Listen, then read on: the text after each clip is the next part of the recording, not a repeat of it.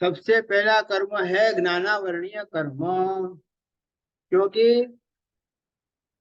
आत्मा का सबसे मुख्य गुण कोई हो तो ज्ञान गुण है। ज्ञान गुण के कारण ही आत्मा जड़ उद्गल परमाणुओं से अलग सिद्ध होती है। ज्ञान नहीं होता तो आत्मा भी जड़ हो जाती थी, परंतु ज्ञान है, इसके कारण ही जड़ से अलग उसकी पहचान बनाई हुई है।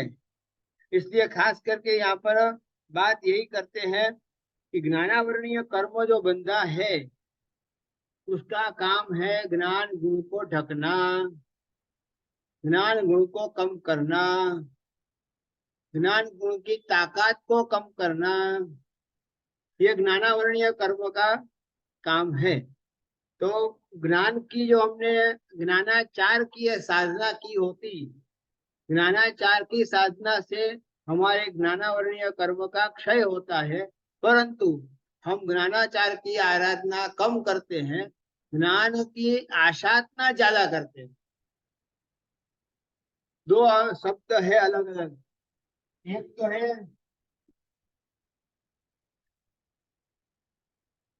आराधना और दूसरा शब्द है आसाधना। आराधना हमारी कम होती है, आसाधना बहुत ज्यादा होती है।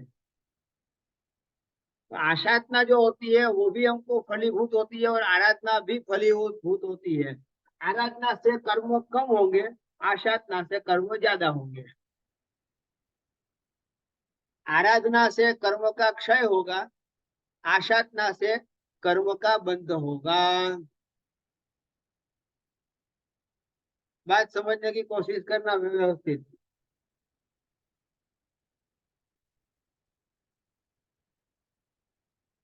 तो ये इस प्रकार से यहाँ मालूम पड़ा आपको कि आराधना, ज्ञानाचार की आराधना, धर्म का मतलब ही हुआ कि ज्ञान गुण की ही आराधना करनी है, ज्ञान को ही आचार में लेना है, ज्ञान की ही आचार पद्धति है, उसी का नाम धर्म है। आत्मा का मूल गुण की आराधना करना, मूल गुण की उपासना करना, मूल गुण का आचरण करना, मूल गुण की आचरणा करनी, ये क्या हो गया? आराधना हो गए। उससे कर्म का लेयर कम होंगे। परंतु होता क्या है, हम आराधना कम करते हैं परंतु आसाधना बहुत ज्यादा होती है। इसलिए यहाँ पर कहते हैं कि आसाधना जो हमने की तो कर्म का बंध होगा। तो कौन सी आसाधना, कैसी आसाधना, ये यहाँ पर लिखा है। परिणीयतण निन्नव व घाय भवसंतरायणम अच्छासायणाय आवरण युगम जियो जय। मतलब प्रत्यनिकत्वा, मतलब क्या हुआ? अनिष्ट आचरण किसके प्रति? तीन वस्तु है यहाँ पर, ज्ञान, ज्ञानी और ज्ञानोपकरण। क्या? ज्ञान की आसाधना, ज्ञानी की आसाधना और ज्ञान के उपकरण की आसाधना। ये समझ में आई बात?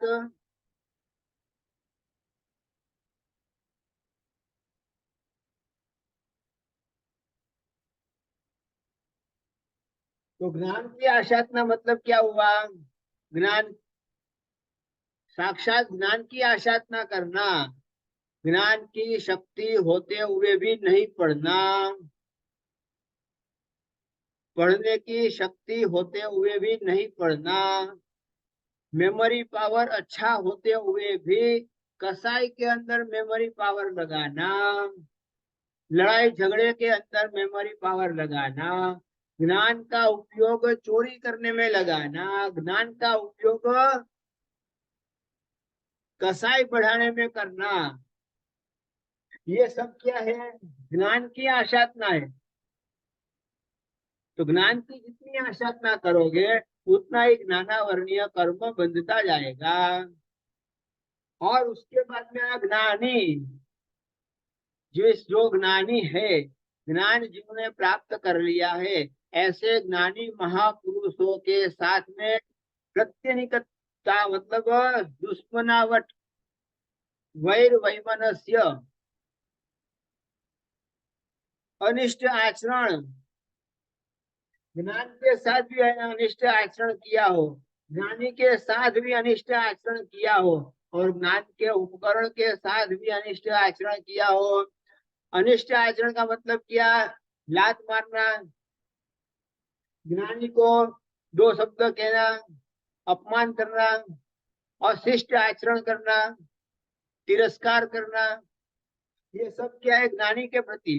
ज्ञानोपकरण, ज्ञान के जो उपकरण है, नोटबुक है, पेन है, पेंसिल है, रबड़ है, उसको थूक लगाना, थूक से कोई अक्षर को घुसाना, निकालना, या जो पुस्तक है, पुस्तक को थूक लगाना, या पुस्तक को फाड़ करके पुस्तक के अंदर या तो कागज के अंदर खाना पीना या मलमूत्र साफ करना, ये सब क्या है? ज्ञान के उपकरण की आसाधना है। ख्याल आया? और उसके बाद में निन्नव मतलब छुपाना। छुपाना मतलब क्या? जिनके पास में अभ्यास किया हो उसका नाम छुपाना। मतलब नहीं नहीं, मैं उनके पास नहीं पढ़ा हुआ हूँ, मैं मेरी तरफ से मैं अच्छी तरह से मैं स्वयं पढ़ा हुआ हूँ, मैं स्वयं पढ़ करके तैयार हुआ हूँ। अरे भाई, स्वयं पढ़ करके कोई तैयार नहीं होता है, कोई ना कोई गुरु भगवत के पास भी आपको सीखना पड़ता है। तो गुरु भगवत का नाम छुपा करके क्या फायदा? उसमें क्या होता है? मैं उनके पास पढ़ा हुआ हूँ ऐसा बोलेंगे तो अपना मान थोड़ा कम हो जाता है, अपना अभिमान कम हो जाता है। अपना अभिमान बढ़ाने के लिए मैं गुरु महाराज के पास नहीं, मैं तो स्वयं पढ़ा हुआ हूँ। तो गुरु का नाम छिपाना, ज्ञान का नाम छिपाना, मतलब उस शास्त्र में लिखा हुआ है ऐसा नहीं बोलना है। मैं मेरे घर का कहता हूँ, देखो मैंने नया सूत्र बनाया, मैंने ऐसा किया, मैंने वैसा किया भाई। कहीं ना कहीं आपको ज्ञान की बात कहीं मिली है, उसके ऊपर अपने चिंतन मनन करके थोड़ा सा अपने शब्द परिवर्तन करके सूत्र बनाया। तो आखिर तो ज्ञान के शास्त्र के आप आधार तो लेंगे कि नहीं लेंगे? बिना आधार से आप कैसे कह सकते हो? तो ज्ञान के प्रति और इस प्रकार से ज्ञानी के प्रति, ज्ञानी का नाम छिपाना नहीं, ज्ञान का उपकरण छिपाना नहीं। आप लोग कभी कभी आपने देखा भी होगा या आपने किया भी होगा, हमने तो किया है, हम करते थे, कहता हूँ मैं, स्कूल के अंदर। हाँ, अब याद आ गया। किसी का रबड़ चुरा लिया होगा, किसी की पेंसिल ले ली होगी, किसी की पेन ले ली होगी, किसका क्या नोटबुक भी ले ली होगी। नोटबुक लेकर के घर पर जाकर के पूरा होमवर्क करके वापस उसके आसपास में रख दिया होगा। मतलब वो 2 दिन तक ढूंढता रहा, उसको कितना परेशानी हुई, कितना त्रास हुआ। तो ज्ञान के उपकरण की चोरी की ये भी ज्ञानावरणीय कर्म का बंद करवाएगी। स्कूल लाइफ में करते थे, सबने किया होगा, मैंने तो किया है। आप लोगों की बात मुझे मालूम नहीं है, आप तो संस्कारी हो, तो मैं भी किया हूँ, तो हमने तो किया था। मतलब कहने का ये है कि इस प्रकार से किसी के उपकरण को छुपाना ये भी ज्ञानावरणीय कर्म का बंद कराने की प्रवृत्ति है।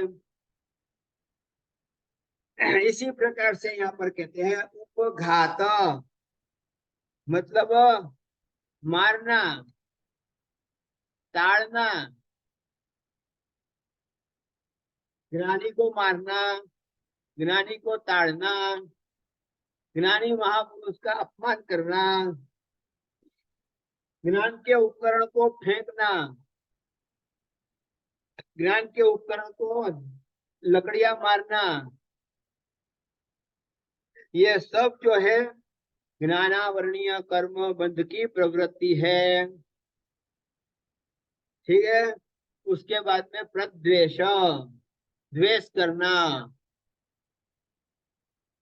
द्वेष करना मतलब ज्ञानी को दिखे और तुरंत ही मुंह से ज्ञानी के प्रति मुंह से गालियां निकले। ज्ञानी के प्रति आपके मन में अहो भाव नहीं है, द्वेष भाव है। देखते ही आपके मुंह, आपके सामने आते ही आपको द्वेष आया, मतलब समझ लो कि ज्ञानी के प्रति आपको अहो भाव नहीं है, बहुमान भाव नहीं है, सम्मान भाव नहीं है। ये भी आपको कर्म का बंध कराएगी। तो ज्ञानी के प्रति आपको द्वेष भाव नहीं करना है। दूसरी बात, ज्ञान के उपकरण के प्रति भी कभी कभी ऐसा होता है कि नहीं होता है? ज्ञान के उपकरण के प्रति भी द्वेष भाव होता है कि नहीं होता है? सीधी सी बात है। कभी भी आपने देखा ज्ञान के उपकरण को भी आपने गुस्से में आकर के फेंक दिया, नहीं पढ़ना है, ना बोला मैंने, कितनी बार मम्मी पीछे पड़ती है, नहीं करना है, ऐसा करके आपने जोर से पटक दिया, गुस्सा आया, गुस्से के कारण ज्ञान के उपकरण के प्रति भी आपको प्रद्वेष हुआ, द्वेष हुआ, दुश्मनावट हुई, उसको फेंक दिया। आखिर ध्वरदत्त और गुरु मंजरी का क्या कारण था? यही तो कारण था। स्कूल के अंदर मास्टर ने बेटे बेटी को 2 थप्पड़ लगाई और आकर के माँ के पास में आकर के रोने लगे, कंप्लेन करने लगे। अब क्या होगा? मेरे बेटे बेटी को मारने वाला मास्टर होता कौन है? क्यों मारा मेरे बेटी बेटी को?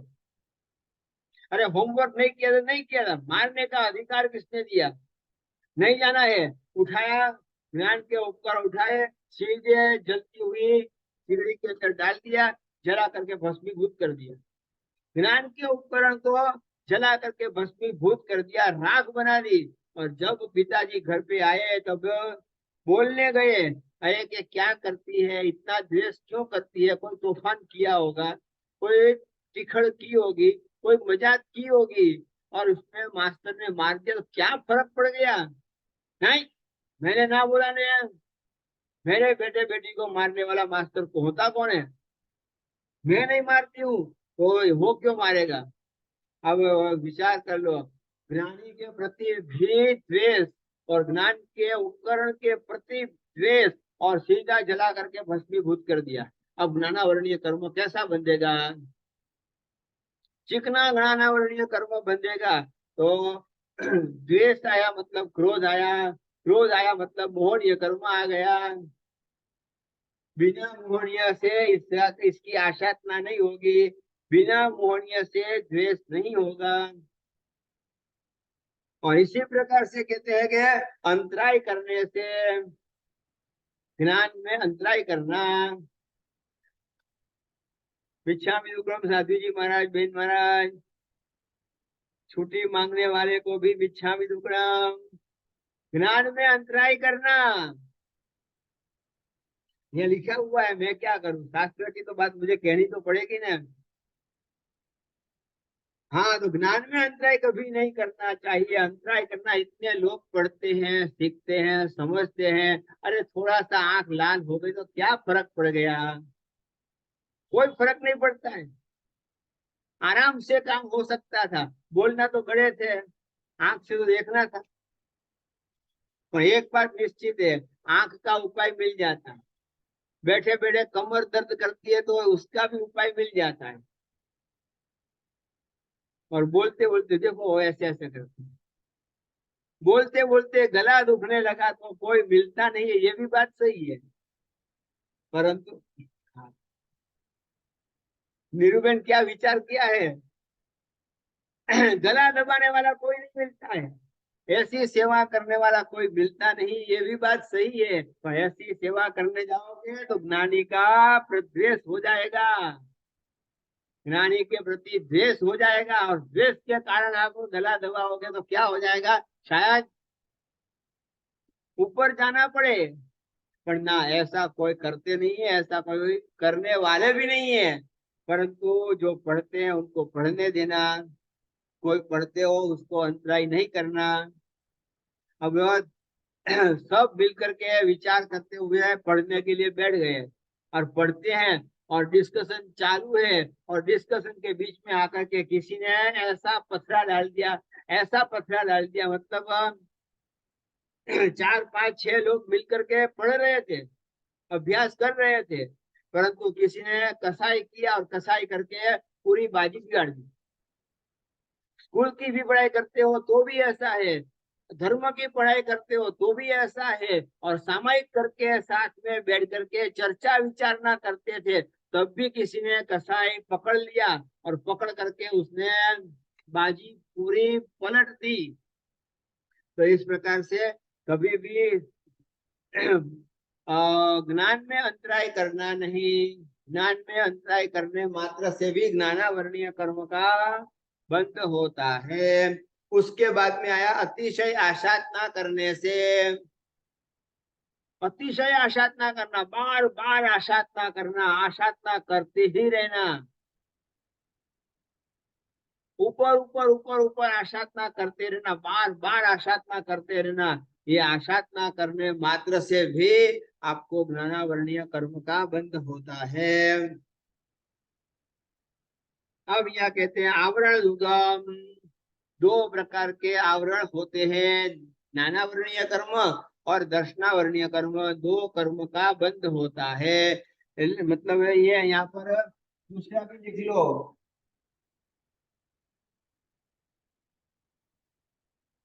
ज्ञानावरणीय और दर्शनावरणीय दोनों कर्म का बंध होता है। थोड़ा सा फर्क पड़ेगा इतना ही कि इसमें दर्शनावरणीय कर्म में दर्शन के उपकरण, दर्शन के साधन और दर्शन के दर्शनी व्यक्ति, मतलब साधु संत आएंगे और साथ में भगवान भी आ जाएंगे, भगवान का मंदिर भी आ जाएगा, भगवान के मंदिर के उपकरण भी आ जाएंगे, पूजा के उपकरण आ गए, कलश पड़ा हुआ है, थाली पड़ी हुई है, कटोरी पड़ी हुई है, उसको आपने पैर लगाया, आपका पैर अनजान में भी लग गया, तो भी आसाधना का आपको पाप दोष लगता है। उसी प्रकार से ज्ञान और ज्ञानावरणीय कर्म ट्रेक की तरह चलता है, ट्रेन के ट्रेक की तरह चलता है, दोनों साथ में चलता है। कारण सामान्य ज्ञान दर्शन दर्शन है, विशेष ज्ञान ये ज्ञान है। सामान्य ज्ञान कुछ है, उतना भी ज्ञान हुआ कि नहीं हुआ, क्या है वो पता नहीं चला है, कुछ है, कुछ सुना, कुछ सुना, सुना मतलब आवाज तो आई, आवाज आप पहचान नहीं सके हो, तब तक सामान्य ज्ञान हुआ। तो सामान्य ज्ञान भी दर्शन है, और विशेष ज्ञान जो है मतलब कुछ सुना, कुछ सुना, इसके बाद में आपको मालूम पड़ गया कि महाराज जी आ गए हैं, उनका मध्य वंदनामी कहने का टाइम हो गया है। तो जैसे ही मध्य वंदनामी आपने बोला, मतलब ज्ञानी महापुरुष आते ही आपने वंदन किया, तो ये क्या हो गया, दर्शन। कोई आए हैं, पहले कोई आए हैं, उसके बाद में मालूम पड़ा कि भाई अभी गुरुदेव भी आ गए हैं। तो ये कहने का मतलब सामान्य ज्ञान को दर्शन कहते हैं, विशेष ज्ञान को ज्ञान कहते हैं। तो दोनों एक साथ में चलते हैं, कभी दर्शनावरणीय कर्म बंधेगा, कभी ज्ञानावरणीय कर्म बंधेगा, और कभी दोनों साथ में बंधेगा। उस प्रकार से दोनों साथ में बनते रहते हैं। इस कारण से यहाँ पर कहते हैं कैसा भी हो जाए, परंतु ज्ञानी ज्ञानी महापुरुषों के प्रति द्वेष करना नहीं, अप्रीति करना नहीं, ना खुशी का भाव दिखाना नहीं, मतलब वहां पर मन में असत भाव नहीं रखना, दुश्मनावट का भाव नहीं रखना, और इसी तरह से कहते हैं, पढ़ने वाले को अंतराय करना नहीं, विघ्न विक्षेप करना नहीं। आपको मम्मी को बोल करके बेटा पढ़ने के लिए बैठा है, स्कूल का या कॉलेज का पढ़ने के लिए बैठा है, आपको बोल के गया मम्मी मैं अभी अभ्यास करने बैठता हूँ, ठीक है बैठो। मम्मी ने कहा बैठ जा, और 5 मिनट नहीं हुए कि मम्मी आई, बेटा इधर आ तो, इतना काम करके करके देखो।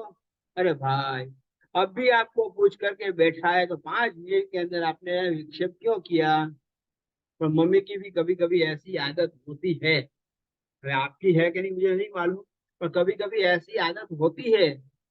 और इस प्रकार से अंतराय भी करते हैं तो भी ज्ञानावरणीय कर्म का बंध होता है। अब इसमें निंदा टीका कुथलिन ये सब आ जाते हैं।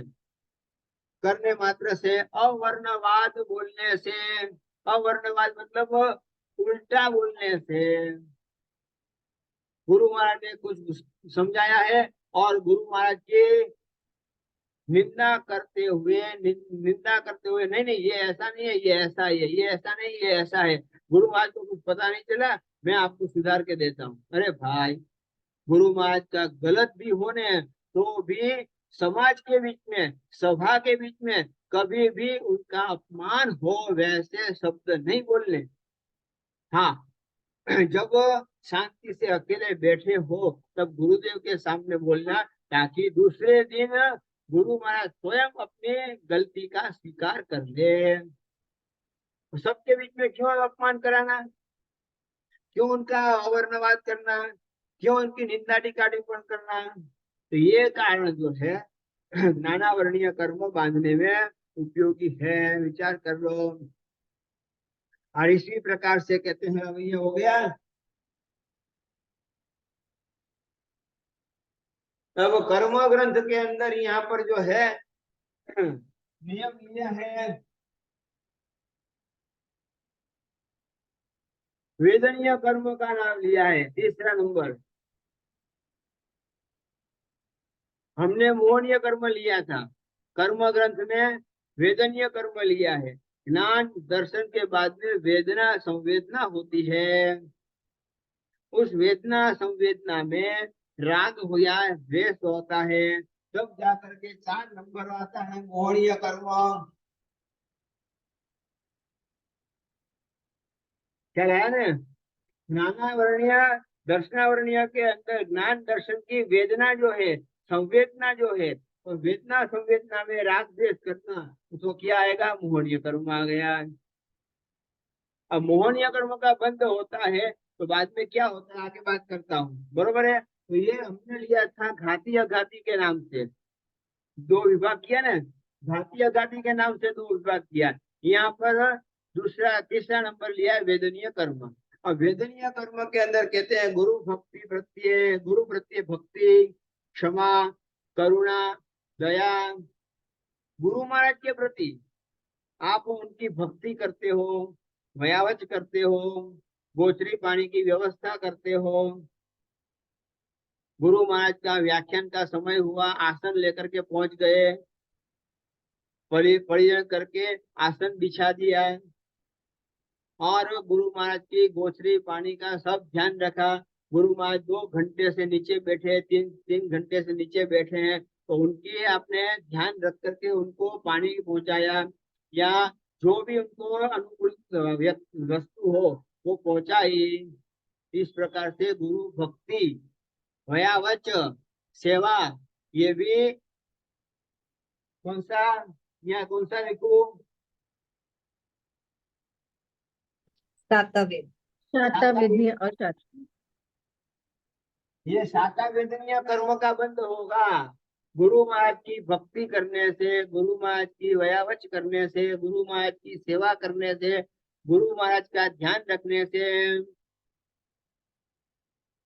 जितना होवे उतना गुरु भक्ति करते रहना। गुरु भक्ति करने से शाता वेदनीय कर्म का बंद होगा। अब जब ये शाता वेदनीय कर्म उदय में आएगा तब आपको शाता होगी, सुख मिलेगा, शांति मिलेगी, निरोगी काया मिलेगी, व्यवस्थित काया मिलेगी। उसके बाद में आया यहाँ पर क्षमा, करुणा, व्रत पालन, किसी के प्रति क्षमा करना, करुणा करना, जीवों के प्रति करुणा करना, जीव दया का धर्म करना। करुणा भाव जैनों के रग रग में बसा हुआ है। जैनों की कुल देवी कोई हो तो जीव दया है। आपकी कुल देवी अलग है, पर्टिकुलर एक एक कुलों की, एक एक खानदान की कुल देवी अलग है। और पूरे जैन समाज की, जैन शासन की कोई कुल देवी हो तो जीव दया है। हम जीव दया के बिना जी नहीं सकते हैं। हमारे खून में कतरे कतरे में जीव दया भरी हुई है। तो जीव दया, करुणा, ये हमारा परम कर्तव्य है। हम हमको स्वयं को भूल जाएंगे परंतु जीव दया को भूल नहीं सकते हैं। तो जीव दया करने से भी शाता वेदनीय कर्म का बंध होता है। और उसके बाद में कहते हैं कि व्रत पालन, 12 व्रत लिया हो तो व्रत का शुद्ध अणिशुद्ध पालन करना। कितनी भी परीक्षा आ जाए, कैसी भी परीक्षा आ जाए तो भी आपको व्रत से डिस्टर्ब नहीं होना है, व्रत भंग नहीं करना है। व्रत भंग के रास्ते जाना ही नहीं है आपको। तो इसलिए यहाँ पर कहते हैं कि व्रत भंग नहीं करना, दृढ़ता पूर्वक व्रत का पालन करना, ये भी शाता वेदनीय कर्म का बंध कराता है। और उसके बाद में कहा योग विजय। योग विजय मनोयोग, वचन योग और काय योग, तीनों योगों के ऊपर विजय प्राप्त करना। मन में खराब विचार नहीं आने देना, भाषा में खराब भाषा का व्यवहार नहीं करना, और काया से खराब कोई प्रवृत्ति न हो उसके लिए सजाग रहना। जितना आप सजाग रहोगे उतना ही ज्यादा से ज्यादा आपको शाता वेदनीय कर्म का बंध होगा। वैसे कहते हैं कसाय विजय, कसायों के ऊपर विजय प्राप्त करना। कसाई का उदय तो होने वाला है, कसाई मोहनीय कर्म का उदय होता ही है। तो इस प्रकार उदय होने के बाद भी आपको विजय प्राप्त करना है, कैसा भी हो जाए। कर्म का उदय हुआ है पर कर्म का उदय मनो के अंदर ला करके समाप्त कर देना। वचन से बाहर लाना नहीं और काया से कोई क्रिया करनी नहीं। तो क्या होगा, मन के अंदर ही उठा हुआ कसाई मन के अंदर ही शांत हो जाएगा। ताकि नुकसान हो तो अकेले का नुकसान हो, दूसरों का नुकसान न हो। दूसरों के कसाई वृद्धि में हम निमित्त न बने। इसलिए क्या कौन सा कर्म बनेगा, शाता वेदनीय कर्म बनेगा। इसी के कारण यहाँ कहते हैं भाई कैसा भी हो दान गुण अपना होना चाहिए। दान का गुण, उदारता का गुण, जितना जैनों में उदारता है शायद मुझे लगता है दुनिया में और कहीं इतनी उदारता देखने को नहीं मिलती है। जैनों के रग रग में, एक एक खून के कतरे कतरे में दान गुण का संस्कार पड़े हुए हैं। और ऐसे संस्कार आए कहाँ से, तो तीर्थंकर परमात्मा के पास से आए हैं। तीर्थंकर परमात्मा सूर्योदय से लगा करके सूर्यास्त तक मांगने वालों की इच्छा के हिसाब से देते थे। और आज हमारे पास दान गुण है ना नहीं है, परंतु दान गुण होते हुए भी मांगने वाले की इच्छा के हिसाब नहीं, हमारी इच्छा के हिसाब से हम देते हैं। और तीर्थंकर परमात्मा मांगने वाला जो मांगता था, एक बार मांगा, 2 बार मांगा, 4 बार मांगा, जितना मांगा, जो मांगा, जैसा मांगा, सब देते थे। और 1 साल तक दिया उन्होंने। वही संस्कार आज हमारे में आए हैं। तो इस प्रकार से दान का गुण भी हमारे अंदर होना चाहिए। धर्म कार्य में दृढ़ता होनी चाहिए। धर्म कार्य करते समय शंका को शंका नहीं करनी। दृढ़ता पूर्वक धर्म का आचरण करना, कितना भी हो जाए, कैसा भी हो जाए, एक बार व्रत लिया सो लिया, उस व्रत में भंग नहीं होने देने का। सामायिक ली और आग लग गई, क्या करना?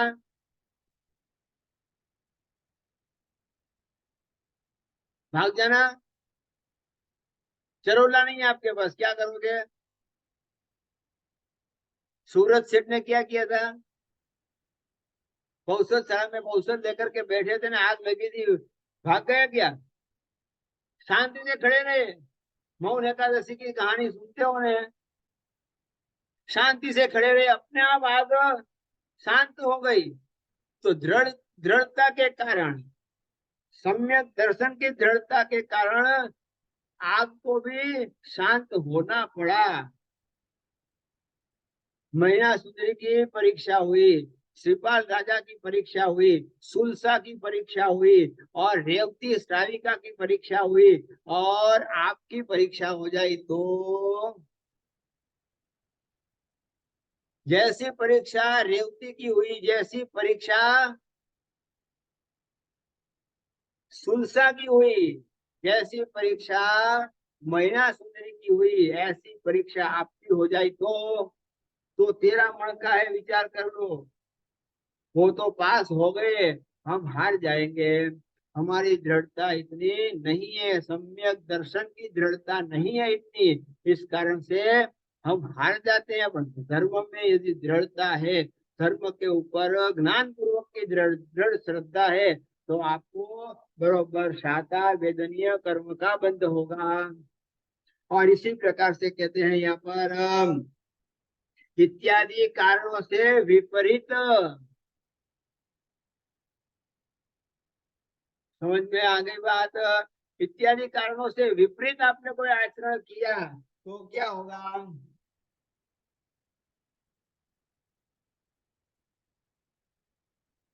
अशाता वेदनीय कर्म का बंध होगा। अब ये मेरे को कहने की आवश्यकता नहीं है, आप लोगों ने लिखा है, उसका विपरीत लिख लेना। विरुद्ध दिशा के एक एक पार्ट लिख लेना, मालूम पड़ेगा आपको कि अशाता वेदनीय कर्म कैसे बंधता है। अब आपके हाथ में है शाता वेदनीय बांधना कि अशाता वेदनीय कर्म बांधना। कोई गुरु के हाथ में नहीं है, कोई भगवान के हाथ में नहीं है, कोई तीसरी कोई व्यक्ति के हाथ में नहीं है, ये आपके हाथ में है। कौन सा कर्म बांधना है, कैसा कर्म बांधना है, ये निर्णय आप करेंगे। उसी प्रकार से यहाँ पर कहते हैं शाता वेदनीय ये पुण्य प्रकृति है, और अशाता वेदनीय पाप प्रकृति है। इसी प्रकार से कहते हैं, और गुरु का अपमान करना, तिरस्कार करना, क्रोध करना, निर्दयता से वर्तन करना, और व्रत रहित अथवा तो व्रत से भ्रष्ट होना, शुभ समाचारी रूप योग का सेवन नहीं करना, और इसी प्रकार से कसायों से परवश होना, कृपण, लोभी, कंजूस, मक्खी चूस, जो भी नाम देना आप दे सकते हो, कपिला दासी, सुना है ना कपिला दासी? नहीं सुना है? कपिला दासी मतलब भगवान ने कहा कि भाई श्रेणी, तुझे नरक से बचना है तो एक काम कर, कपिला दासी के हाथ से साधु महाराज को गोश्री करा दे, तो तू नरक से बच जाए। हो गया घर पे, राज दरबार में पहुंचा, वो समझता था मैं राजा हूँ, राजा हूं तो मैं अभी ऑर्डर करूंगा, मेरी आज्ञा के मुताबिक उसको काम करना ही पड़ेगा, जाएगी कहाँ? गया वहां पर राजा, सैनिक राजा ने ऑर्डर किया है कपिला दासी, आज जितने भी साधु संत आते हैं सबको तू ही गोचरी लगाएगी। ठीक है भाई। कपिला दासी मतलब कृपण है, एक नंबर की कृपण है, कंजूस है।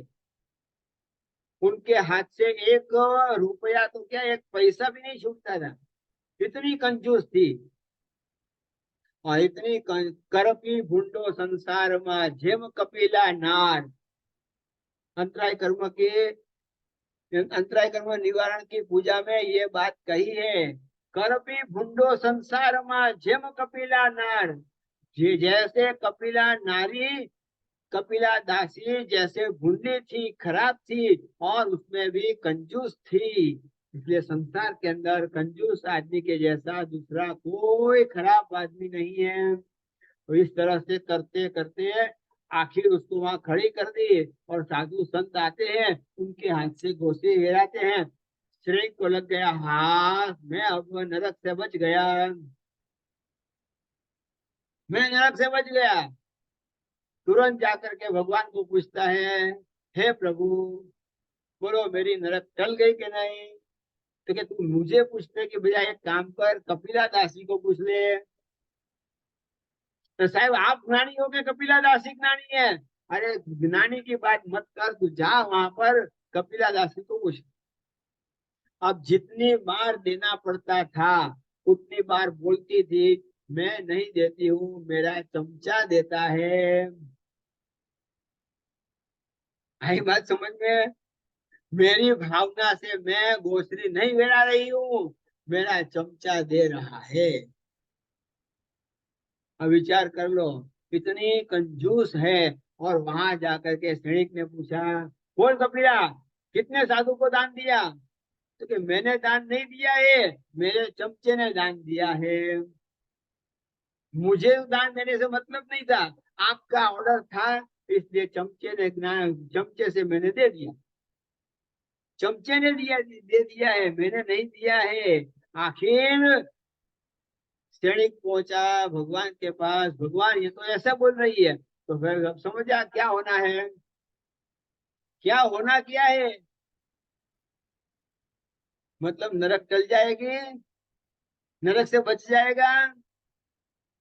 अब भगवान क्या बोलेंगे, भाई यार तेरे तूने कर्म बांधे हैं, नरक में जाना निश्चित है, तू नरक में जाएगा। सैनिक कहता है मैं नरक में जाने के लिए तैयार हूँ, मुझे कोई तकलीफ नहीं है, और इज्जत आपकी जाएगी। इज्जत आपकी जाएगी, क्यों? मेरी इज्जत क्यों जाएगी? अरे मैं भक्त किसका, मैं शिष्य किसका? भगवान महावीर का। भगवान महावीर का शिष्य हूँ, और भगवान महावीर का भक्त यदि नरक में जाएगा तो इज्जत किसकी जाएगी, नाम किसका बिगड़ेगा? माँ की गोद में बैठा हुआ बच्चा और उसमें बाहर से कोई आकर के थप्पड़ मार जाए। माँ की गोद में बैठे हुए बच्चे को कोई थप्पड़ मार सकता है क्या? पहली बात तो, अरे मार भी गया तो छोटा बच्चा है, छोटा बच्चा है, वो क्या करेगा? तो इज्जत किसकी जाएगी, किसकी इज्जत जाएगी? माँ माँ की की। इज्जत जाएगी। माँ को कोई कहेंगे तुम क्या करती थी, तुम्हारी गोद में बेटा बैठा था, तुम्हारी गोद में बेटी बैठी थी, तुमने क्या किया, क्यों उनका संरक्षण नहीं किया, क्यों उनको बचाया नहीं? लोग बेटे को बेटी को नहीं बोलने जाएंगे, माँ को बोलने जाएंगे। तो प्रभु मैं तो नरक में जाने के लिए तैयार हूँ, कपिला दासी से भी मैं हार गया, पुण्य श्रावक की सामयिक भी मैं नहीं ले सका, और काल सौगरी कसाई को भी 500 पाड़ा मारने से भी नहीं बचा सका, तो मैं नरक में जाने को तैयार हूँ, इज्जत आपकी जाएगी। अब क्या करना, आपकी इज्जत बचाना हो तो मुझे बचा लो नरक से। क्या करना, बचा लेना। हमारे जैसे साधु संत होते हैं और रागी जैसी साधु संत होते हैं, तो ऐसी भाषा को सुन करके ऐसा कोई टोना कोई ना कोई मंत्र जंत्र रक्षा पुटली वगैरह कुछ भी दे करके बचाने की कोशिश करते, प्रयत्न करते। अरे भाई उसने जो पाप किया है उसके कारण उसको जेल में जाना जरूरी है, अब वो बचाने की कोशिश क्यों करते हो? उसने पाप किया है तो उसको उसको तो भोगने भोगने दो ने, सजा उसको हुई है ने। पर ना, उसको सजा होते हुए भी मेरा भक्त है इसलिए मैं बचा।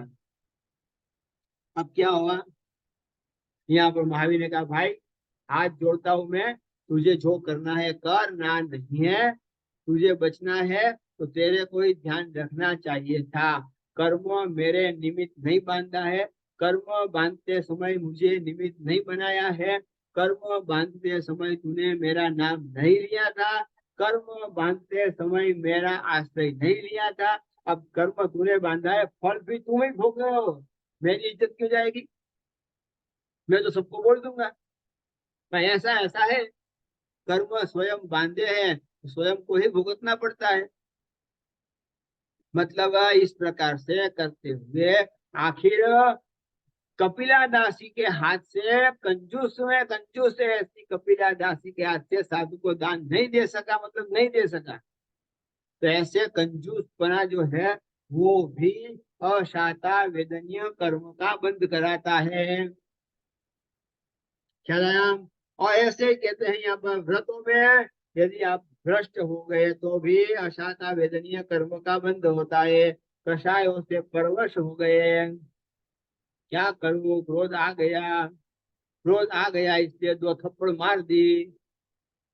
अरे भाई, क्रोध आ गया तो विवेक रखना था, विवेक नहीं रख सके और 2 थप्पड़ मार दी, 2 गालियां दे दी, जो भी आपको अपमान करना था सब कुछ कर दिया।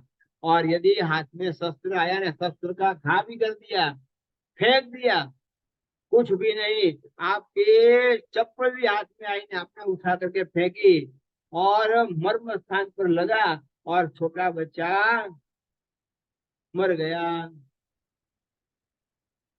मारना था दूसरों को तो क्रोध में विवेक रखा नहीं, चप्पल फेंकी और मर्म स्थान पर लगा और छोटा बचा। तो पंचेंद्रिय मनुष्य की हत्या का पाप किसको लगेगा? चप्पल जिसने फेंकी है। इस प्रकार से कसायों के रूप में परवश नहीं होना, कसायों में परवश नहीं होना और धर्म कार्यों में अस्थिर नहीं होना, चंचल नहीं होना और अच्छी तरह से अशुभ आचरण करना नहीं। यदि उससे विपरीत आचरण करते हो, धर्म कार्यों में यदि आपने अशुभ विचार किया, स्थिरता नहीं लाई, अस्थिरता आई, चंचलता आई, तो समझ लो कि आपको अशाता वेदनीय कर्म का बंध होगा। क्या लाया? अब पर ने और उभय दोनों को जो है दुख, शोक, ताप, आक्रंद, वध, पराभव, ये सब कुछ जो करता है वो समझ लो अशाता वेदनीय कर्म का बंधन करता है। ख्याल आया? मतलब किसी को दुख देना, किसी को शोक में डालना और किसी को ताप, संताप कराना, आक्रंद, रुलाना, बहुत रुलाना, जान बुझ करके रुलाना। देरानी जेठानी के बीच में ऐसा होता है कि नहीं होता है? जो साथ में रहते हो उनको पता चलेगा, अकेले अकेले रहते हो उसको क्या पता चलेगा? अब देरानी जेठानी साथ में रहते ही नहीं है, थोड़े दिन हुए क्या, वो अपने घर पे, वो अपने घर पे। और माता पिता सास ससुर किसके घर पे है? 15 दिन उनके पास, 15 दिन उनके पास। तो 15 15 दिन, 30 दिन हो गए, 31वां महीना हो तो 31वें दिन किसके घर जाना? चार, एक माँ बाप के घर में 4 बेटे बेटी पल सकते हैं, परंतु 4 माँ बाप, 4 बेटे बेटी के घर में 2 माता पिता नहीं पलते हैं, भारी पड़ते हैं। बाप रे, ये बुढ़ा कहाँ से आ गया, ये बुद्धि मरती नहीं है। कई बार ऐसा भी होता है कि बहू को सासू तो अच्छा लगता है, अच्छी लगती है, सासू बहुत अच्छी लगती है, सासू को घर में रखेगी और सासू को घर में रख करके रसोड़े में काम कराएगी। सासू माँ, आप घर में काम करो, रसोई बनाओ, ये करो, मैं शॉपिंग करके आती हूँ, मैं किटी पार्टी जाके आती हूँ, मैं ऐसा करके आती हूँ, मैं वैसा करके आती हूँ। अरे सासू सबको पसंद पड़ती है पर ससुर किसी को पसंद नहीं पड़ती, क्योंकि बुढ़ा है, बुजुर्ग है, फो फो फो फो करेगा, कफ निकलेगा, कफ हो जाएगा, कोई बीमारी हो जाएगी, ये कहाँ से पसंद होगा। इसलिए आजकल की लड़कियां पूछती है घर में कितनी कचरा पेटी है। समझ में आ गई बात।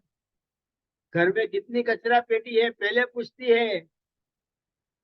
बुजुर्ग माता पिता आज किसी को पसंद नहीं आते हैं, पर बुजुर्ग माता पिता की जो आशातना करेगा, बुजुर्ग माता पिता की सेवा नहीं करेगा, उसको अशाता वेदनीय कर्म का बंध होगा। और सेवा करेगा उसको शाता वेदनीय कर्म का बंध होगा। विचार कर लो आप। इसी तरह से यहाँ पर कहते हैं कि भाई कुछ भी हो जाए, कैसे भी हो जाए, धर्म कार्य में आपकी स्थिरता बनी रहनी चाहिए। उसी प्रकार से कोई किसी को शोक नहीं, ताप नहीं, संताप नहीं, आक्रमण नहीं कराना। वध मतलब बांध करके रखना नहीं। कुत्ते को बांध करके रखते हो घर में,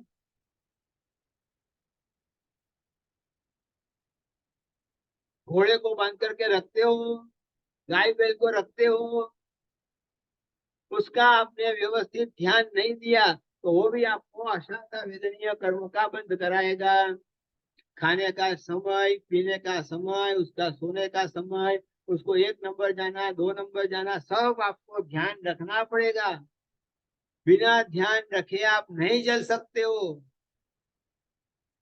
इसलिए खास करके आपको ध्यान रखना है ये। और इसी प्रकार से अशाता वेदनीय कर्म का बंध होता है।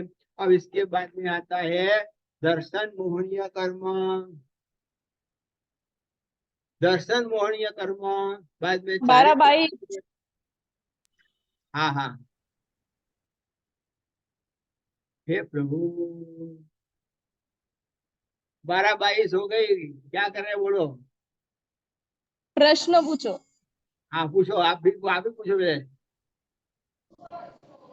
चलो पहले आप बोलो प्रश्न नहीं। पूछो। हमारे साहब मेरा प्रश्न था, मैं पूछ लूं? आपको आपका नंबर नहीं, पहले उनका नंबर, जिन्होंने रोका उनका नंबर पहले।